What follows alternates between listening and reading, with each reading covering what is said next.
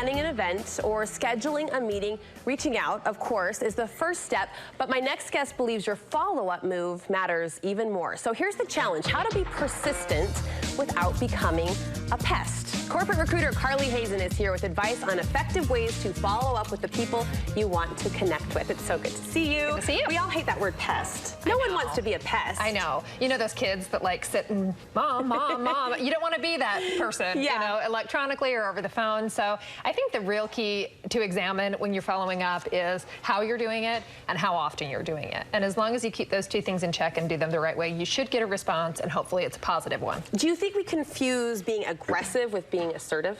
Yeah, absolutely we do, because I think everyone wants to be assertive. Yes. That connotes passion and motivation.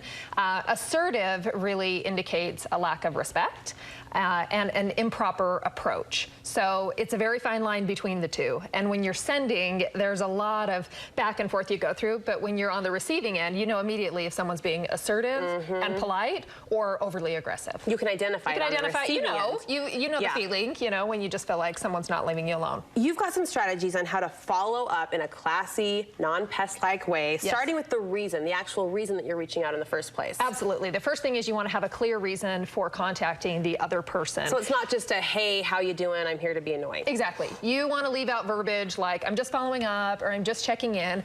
Moms get a pass. My mom's voicemails always start with, checking in, just checking in. Moms but for the first connection with someone, you definitely want to get to the point right away. Professionals respond to two things: clear direction and a sense of urgency. So you want your message to have both. You don't want to beat around the punch. You want to immediately say, I saw a posting and I'm interested in sending a resume. I'd like to introduce you to a friend of mine. I want you to come to an event. I'd like to do a feature on you and your interior design company on my Instagram. Get right to it. Be polite, be professional, and let them know your motivations for wanting to do this, and then hopefully how you can reciprocate and maybe help them in some way. Because at the end of the day, if there isn't a relationship there, you don't want to pretend that there's... Exactly. And you want to, you know, for a first connection, if it's business-oriented, there's no shame in just going straight to the punch. Just saying what it is. People would prefer it, absolutely. People are much too busy, and the average professional gets over 100 emails a day.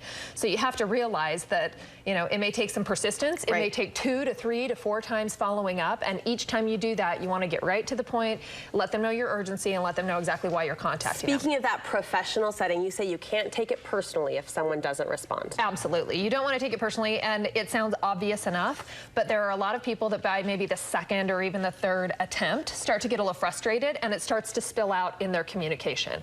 You get an email that says, since you disregarded my first 2 emails. Ouch. Or... Ouch. I've seen that one before, you know, or since you weren't polite enough to respond to my 2 voicemails, you've got to know this is, you are not #1 priority for them. This person doesn't know you aside from maybe on paper or a brief message, and they have 100 other deadlines that they actually have to meet.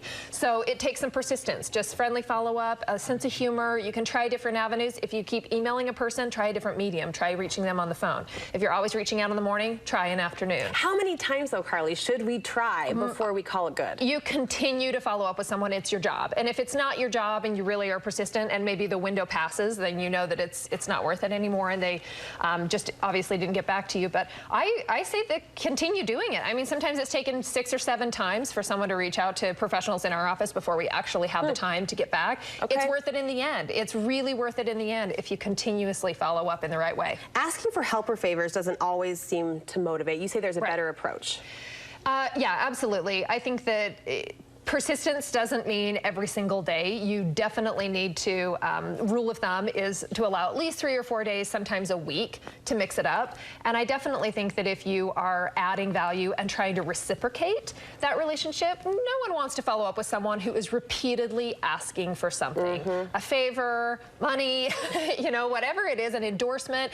You definitely want to feel like there's a way to reciprocate. So in any avenue that you can, mention exactly how you plan to reciprocate if possible, or at the very least, just leave an open invitation. So it's a what I can do for you. So what I can do for you. And if it's a personal contact, I'd love to watch your kids over the weekend if you're willing to help me out on this, or if it's a professional contact, I'd love to know how I can help reciprocate this. I certainly want you to know that this is a mutually beneficial relationship, and I intend to, you know, pay you back in any way I can. See, when you phrase it like that, it's so eloquent, obviously. You do it enough, and it's so polished, but I think women, we try to soft shoe around it. We try to soft shoe, and you try to kind of establish more of a personal connection and go friendly, go right to the point, kind of soften after and just realize this is how it happens every single day. People are getting asked all the time, and 90% of people really would love to help in any way that they can, but they're going to respond first, quickest, and best to those who do it in the right way. You touched on this a little bit earlier, but a little humor, you point out, can go a long way. I love a little bit of humor. I think it sets you apart from the crowd. It's a really quick and easy way to break the ice with a first connection.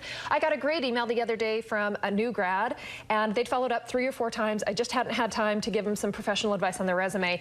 And he researched my professional profile on LinkedIn and then emailed, like a 3rd or 4th time and said, I hope you're not, using it to my disadvantage that I graduated from the one school you didn't attend in Utah. So he'd done his research and showed me that. Point and there. he said, I'm a new graduate from X school, and I'd attended all the other schools. And I just thought, that's so witty and creative. And I immediately was kind of drawn to call him, because I just think that any way that you can stand out from the crowd and also show that you have a sense of humor, most professionals take themselves and their jobs much too serious. So if they can identify you with someone that is actually pleasant to have a 2 or 3 minute conversation with, it really can make all the difference. And at the end of the day, you say don't leave the follow-up in the air. What should you do instead? Salespeople, entrepreneurs, busy professionals need to do themselves a favor, and if you actually are successful in establishing a connection with someone you've been trying, repeatedly to reach, set up, the last words to them should be setting up your next communication. What's your timeline to get back to me? How do you prefer in terms of method of communication? Should I be reaching out on your cell phone? How often do you prefer that I reach out? I love it when I finish an interview and someone, ends with that, because then I can establish my preference, and then they can learn to respect that, and that way there's no guessing back and forth. Clear communication. Clear communication is where it's at every time. Carly, so helpful in many different applications and settings. Thank you so much.